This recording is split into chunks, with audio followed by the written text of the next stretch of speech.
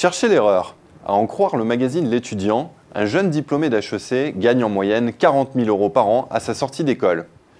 Le magazine Challenge, lui, annonce 50 000, 52 000 même pour un diplômé de l'ESSEC. Et n'oublions pas que ce sont des moyennes. Alors, qui croire?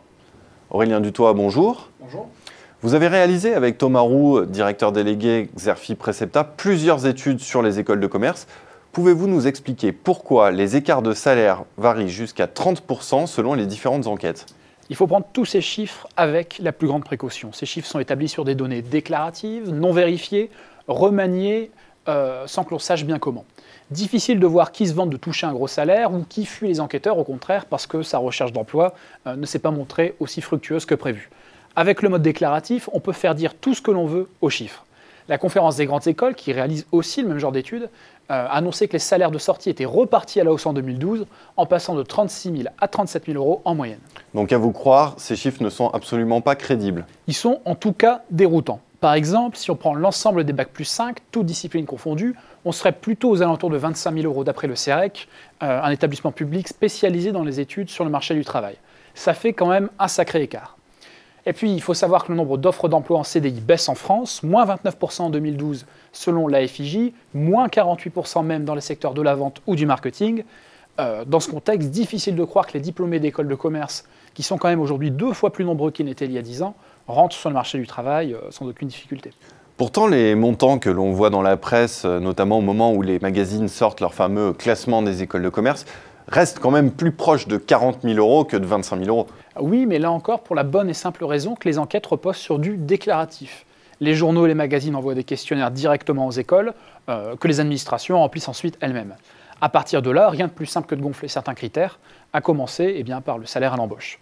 Au fond, ce système, il arrange tout le monde. Les écoles font de la publicité, la presse vend du papier, un lectorat tout trouvé. Ce sont les étudiants et leurs familles qui sont, eux, soucieux de ne pas se tromper quand vient la question cruciale de l'orientation. Mais comment est-ce qu'on peut expliquer ce manque de recul, de regard critique de la presse?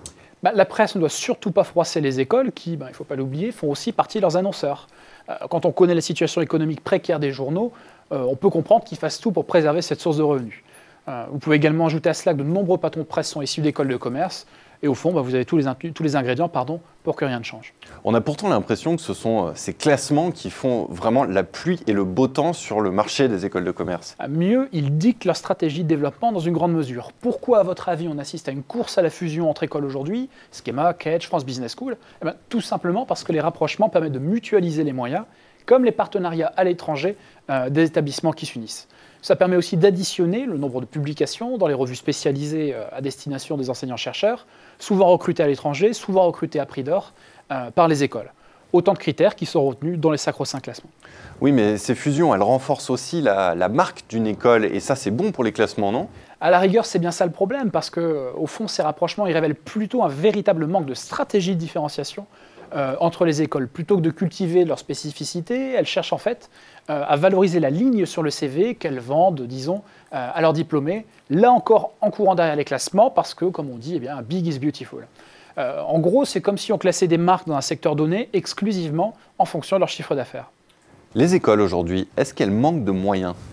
Prises dans leur ensemble, oui, on peut le dire, elles sont en crise. La réforme de la taxe d'apprentissage a limité leurs ressources, elles ne touchent pratiquement plus de subventions des chambres de commerce et d'industrie. D'un autre côté, les écoles ne peuvent pas non plus demander plus d'efforts à leurs étudiants. Une petite anecdote, les frais de scolarité ont atteint des niveaux parfois proches de 10 000 € pour la première année, c'est le double d'il y a 10 ans. Les prix augmentent encore en deuxième et en troisième année. Si vous prenez l'ESSEC, par exemple, la première année coûte 9 500 €, puis il faut payer 15 000 € chacune des 2 dernières années. Ah oui, 15 000 €. 15 000 €. Sur toute la durée de la scolarité, il faut aussi ajouter d'autres frais. On peut en penser aux frais d'inscription pour les concours. On a le coût d'1 ou 2 semestres à l'étranger. On a les billets d'avion, parfois un double loyer.